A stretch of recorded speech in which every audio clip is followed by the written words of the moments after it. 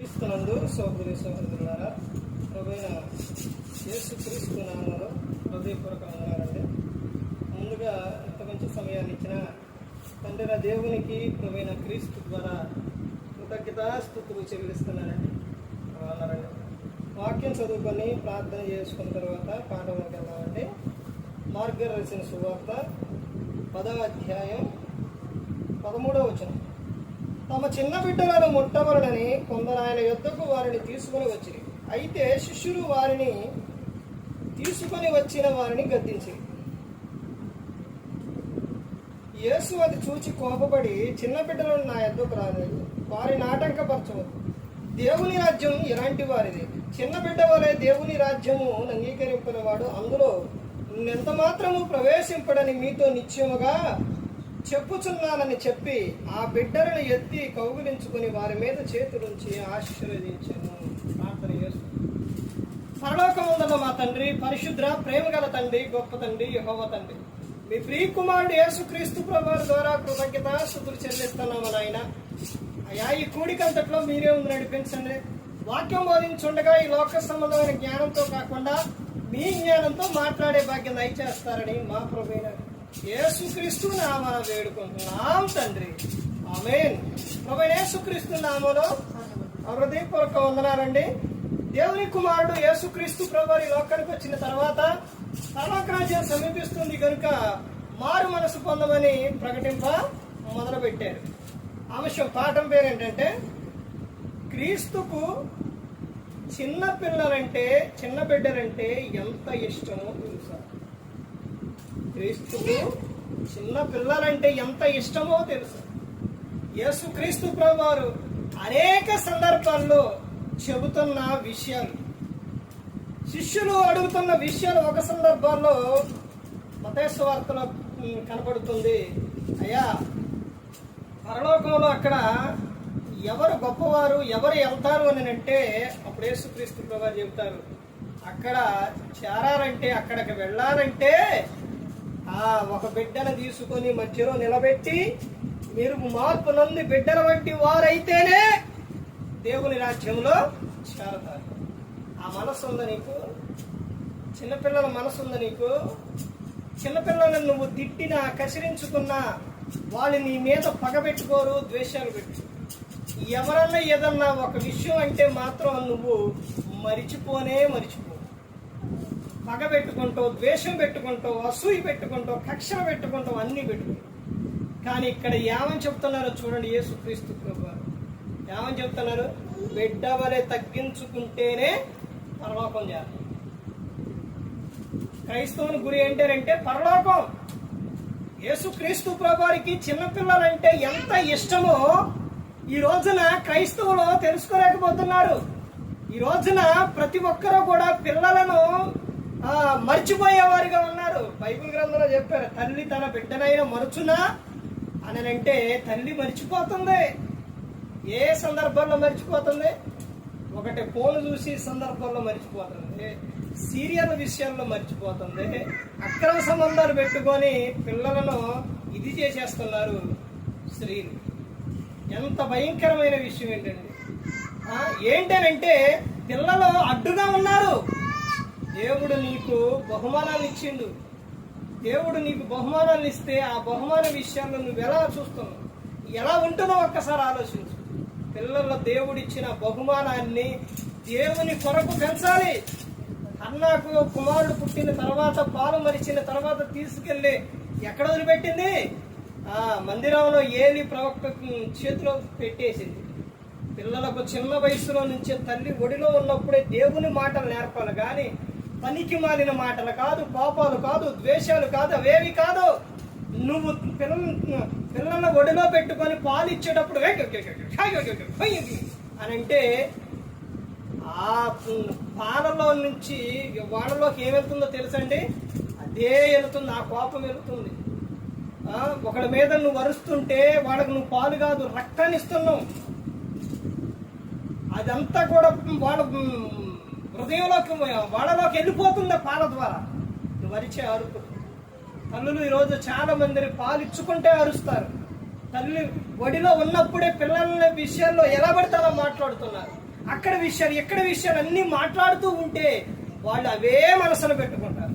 పిల్లలు ఉన్నప్పుడు, చిన్న పిల్లలు ఉన్నప్పుడు నోరు కంట్రోల్లో ఉండాలి. పెద్దలకి తల్లిదండ్రులు మరీ జాగ్రత్తగా ఉండాలి.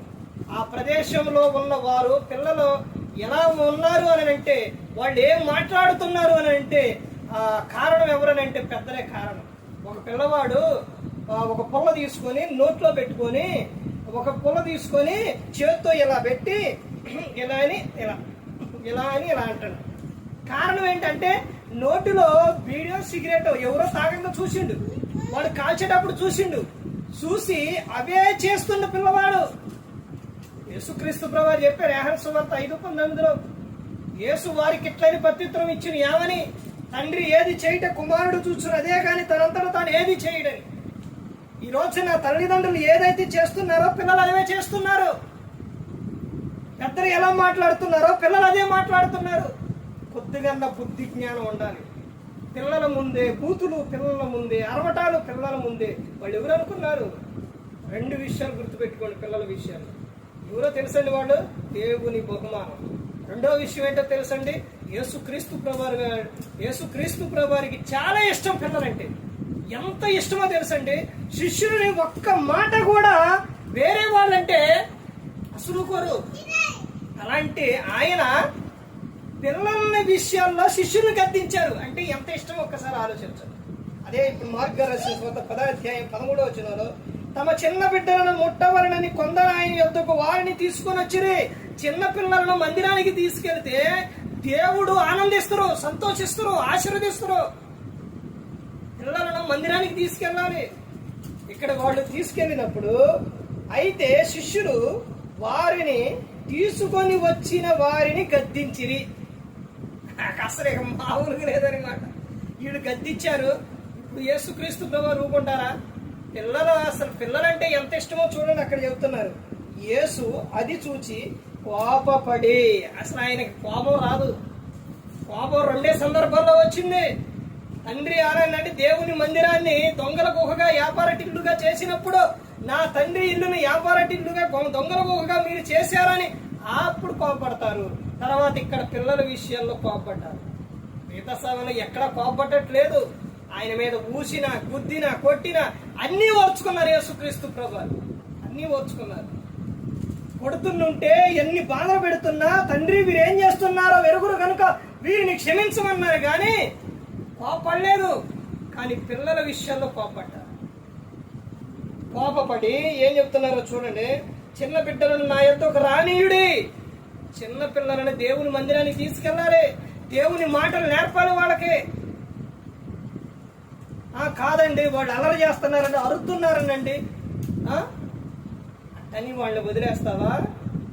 వాడు నువ్వు మందిరానికి వెళ్ళిన తర్వాత ఒకవేళ ఏడుస్తూ ఉంటే అక్కడ నుంచి కొంచెం ఆపు చేయి. ఆపకపోతే అక్కడ ఎత్తుకొని అక్కడే బయట నుంచో, కానీ వాక్యం వాళ్ళకి వినపడాలి. వాడు దేవుని మందిరంలో ఉండాలి. ఎందుకనంటే చూడండి, ఇంకా ముందుకెళ్తే చెబుతున్నారు, వారిని ఆటంకపరచొద్దు, దేవుని రాజ్యం ఇలాంటి వారిదే. చిన్న బిడ్డలదే. అబ్బా ఆ మనసు కలిగి ఉంటే ఎంత సంతోషం అండి, ఎంత ఆనందం అండి. తర్వాత ఇంకా చెబుతున్నారు చూడండి, చిన్న బిడ్డ వలె దేవుని రాజ్యం అంగీకరించిన వాడు అందులో ఎంత మాత్రము ప్రవేశింపడని మీతో నిత్యముగా చెప్పుచున్నానని చెప్పి ఆ బిడ్డలను ఎత్తి కౌగిలించుకొని వారి మీద చేతులుంచి ఆశీర్వదించెను. యేసుక్రీస్తు ప్రభువు ఏం చేశారండి? ఏం చేశారు? ఆ బిడ్డలను ఎత్తి కౌగిలించుకొని వారి మీద చేతులుంచి ఆశీర్వదించారు. ఏం చేశారు? ఆశీర్వదించారు.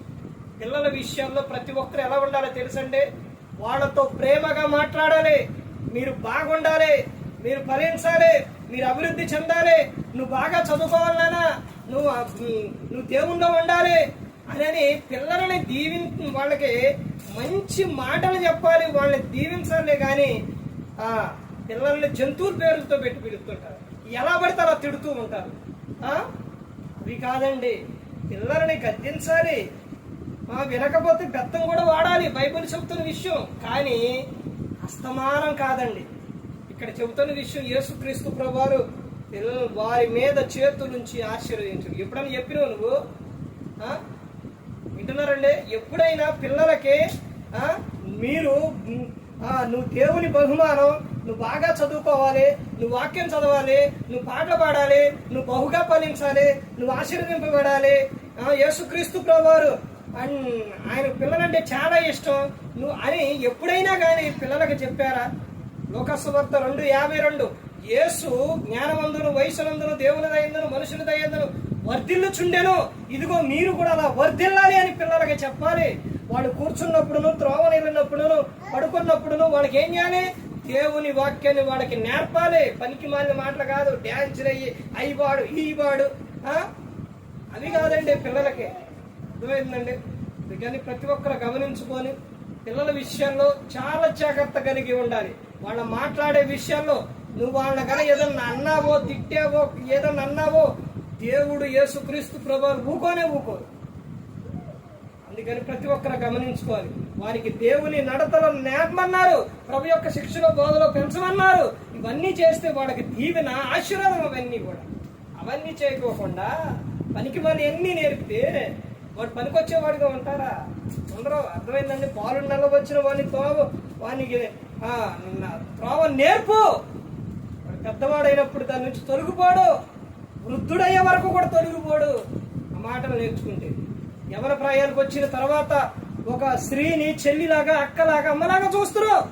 ఎలా పడితే అలా చూడడు. ఎప్పుడు నువ్వు బాల్యంలో నేర్పినప్పుడు. ప్రతి ఒక్క విషయం బైబిల్ గ్రంథంలో చాలా విషయాలు. ఏ ఒక్కరూ కూడా నశించి నరకానికి వెళ్ళిపోకూడదని యేసుక్రీస్తు ప్రభువారు ఈ లోకానికి వచ్చి మనందరి కోసం సిలువలో తన ప్రాణాన్ని పెట్టి ఉన్నారు.